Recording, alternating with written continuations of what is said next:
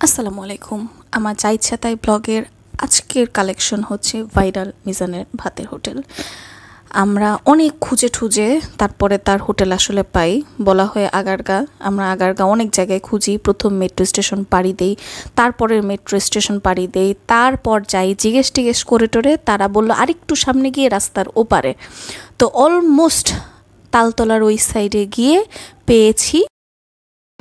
আচ্ছা, এই বিল্ডিংটা দেখালাম যে এটা থেকেও আরেকটু সামনে যেতে হবে। অলরেডি একজনকে জিজ্ঞেস করেছি আরও কত দূর যেতে হবে, সে বলল আরেকটু সামনে যান, সামনে গিয়ে তারপরে রাস্তার ওপারে ডানে যান। আচ্ছা, তো আমরা এখন হচ্ছে রাস্তার ওপারে যাব। সামনে একটা রিক্সা, যার জন্য দেখা যাচ্ছে না। যাই হোক, আমরা এখন ওই পারে যাচ্ছি এবং এই পার থেকেই দেখা যাচ্ছে যে ওখানে একটা হোটেল যেখানে অনেক ভিড়। আমি ধরেই নিলাম এটাই হচ্ছে মিজানের ভাতের হোটেল।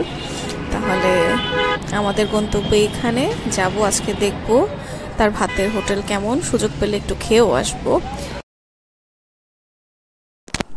যাকে আমাদের গন্তব্য হলো এখন তার ভাতের হোটেলের উদ্দেশ্যে। তো যাওয়ার আগেই দেখা যাচ্ছে, দূর থেকে দেখা যাচ্ছে অনেক ভিড়, রাজা মহারাজারা, সামনে কেউ আছে, কোনো সেলিব্রিটি, এরকম ভিড়, মানুষজন খাচ্ছে ভেতরে বাহিরে, সেই ভিড় তো আছেই। এত ভিড়ের মাঝখানে তার চেহারাটা দেখা যাচ্ছে না। তারপর হঠাৎ অনেক ভিড়ের ওপর থেকে তার চেহারাটা একটু দেখা গেলো। আমি কিন্তু জুম করে তার ছবিটা আমি নিছি এবং সবচেয়ে আশ্চর্যের বিষয় হচ্ছে গিয়ে এত ভিড়ের মাঝখান থেকে সে কিভাবে যেন আমার মোবাইলটার দিকেই ফোকাস দিল। মানে মনে মনে কি বলতেছিল যে একটা গরিব মানুষ আসছে। যাই হোক, এখন খাবারের দিকে আসি।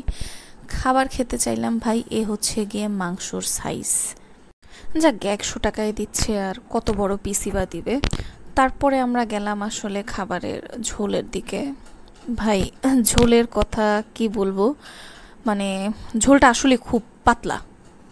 আমরা বাসা বাড়িতে যে গরুর মাংস খাই সেটা তো আসলে ঝোল অনেক ঘন থাকে। তো আমি চিন্তা করতাম যে কিভাবে সে ঝোল এত এত মানে যত খুশি তত কিভাবে দেয়, ঝোল দিয়েই তো আসলে এক গামলা ভাত খেয়ে উঠা যায়। তারপরে দেখলাম আচ্ছা ঝোলের হচ্ছে আসলে এই অবস্থা। এখানে হয়তো বোঝা যাচ্ছে না, পরে ছবিতে আমি দেখাচ্ছি ঝোল আসলে কেমন। এই হলো ভাই তার ঝোল। মানে আমি শিওর যে আপনার বাড়ির ডালও এর চেয়ে ঘন হয়। এই হচ্ছে তার ঝোল। তো সবচেয়ে খারাপ লাগলো যেটা, সেটা হচ্ছে মানুষের খাবার নষ্ট করা। আমি দেখলাম প্রচুর প্রচুর ভাত তারা নষ্ট করতেছে, ফালাচ্ছে।